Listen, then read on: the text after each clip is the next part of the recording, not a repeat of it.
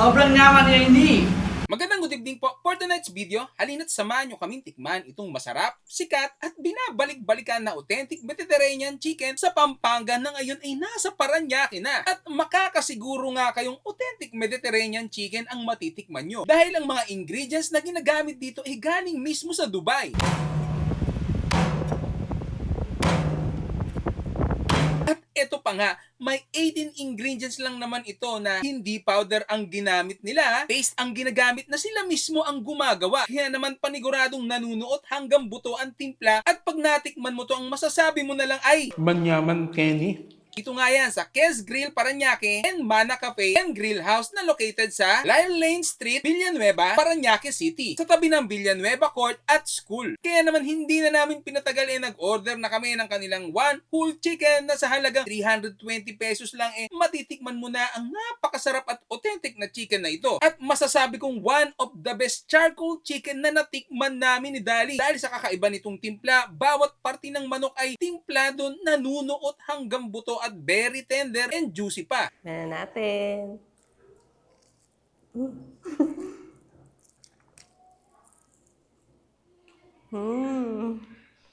Grabe, lahat talaga ng spices nandoon na. Malamang sumagi pa lang yung labi ko. Nalalasahan ko na siya. Best partner ito ng kanilang garlic aioli na fresh garlic ang gamit nila.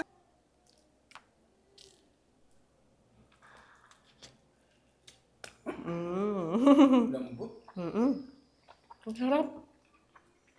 Fresh garlic.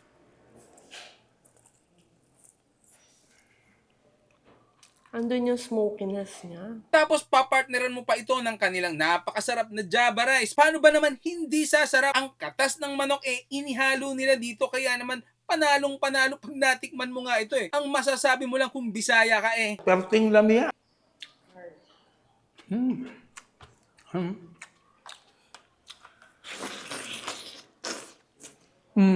Magunya. Sarap. Malasa.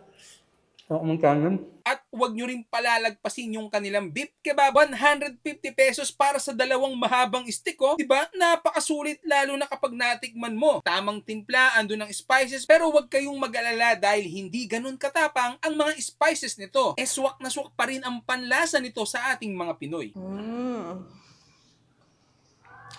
Ang lambot. Tapos malalasahan mo purong-puro. Tapos andun nga yung mga spices na ginamit. Ilan yung nalasama? Mga 18. 18? 18 kasi yan. Sarap. Siyempre, masarap to sa rice. Yan. Mekos-mekos na natin yan.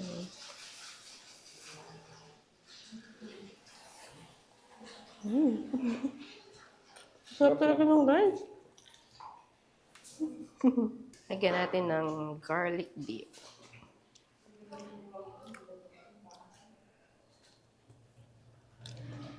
Panalo talaga. So, kapartner din yan ng rice. Mekos-mekos natin. Napapadami ka ng kain dito. Grabe. Tapos yan, tikman natin yung mga grilled vegetable. Sarap. Sibuyas. Ang tamis. Ano yung pakiramdam ko? Nasa Dubai ako. Sarap. Mekos-mekos na yan, insan.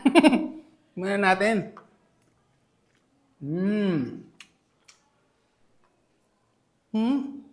Lambot. Gusto ko sa inyo Sibuyas.